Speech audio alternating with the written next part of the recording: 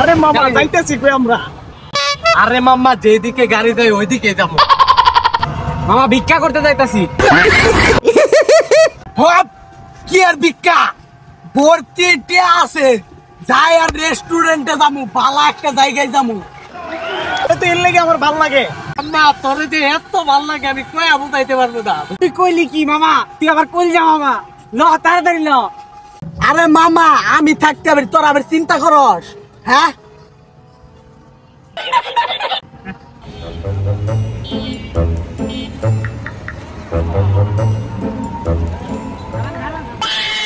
তুমি ভাড়াটা দিয়া দাও। আরে মামা আমার কাছে তো 50-30 টাকা ভাঙতিতে তোরা দিয়া দেছে, আরে ডাইরেক্ট 500 টাকার নোট কবি।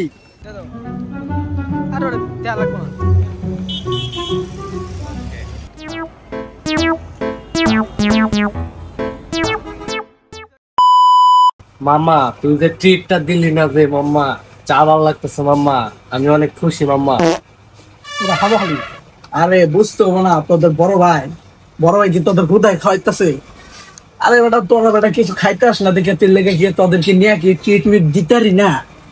আই ভরবি প্রত্যেকদিন, আমার লোক আয় করবি, কয়দিন আর পকেটে ফাঁকা করে ঘুরবি, আয় করবি।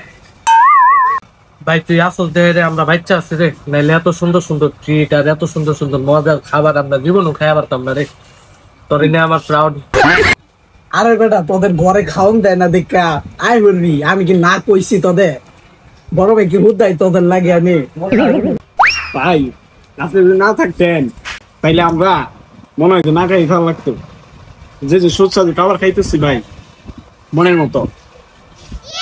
ভাই মন থেকে ধন্যবাদ ভাই, আপনি আসলে একটা ভালো মানুষ ভাই, মনের মতো মানুষ। ভাই খাওয়া তো শেষ, লন আলাদা জায়গা বিলটা দিয়া দেন। আরে ভাই বিলটা তো দিমু, দাঁড়াইতে এক তো হইরে আহি।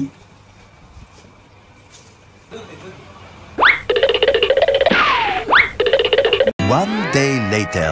কি রে আধা ঘন্টা হয়ে গেল ভাই এখন আহে না? হালার করে হালাই মনে পলাইছে। আয় হাই গোয়া মারছে, হালাই যদি পলাইয়া থাকে তাহলে আমরা বিল দেবো কোন থেকে? কাম করতেছে তো এক টাকাও নাই। এখন তো আমাদের শুধু একটা উপায় আছে। ঠিক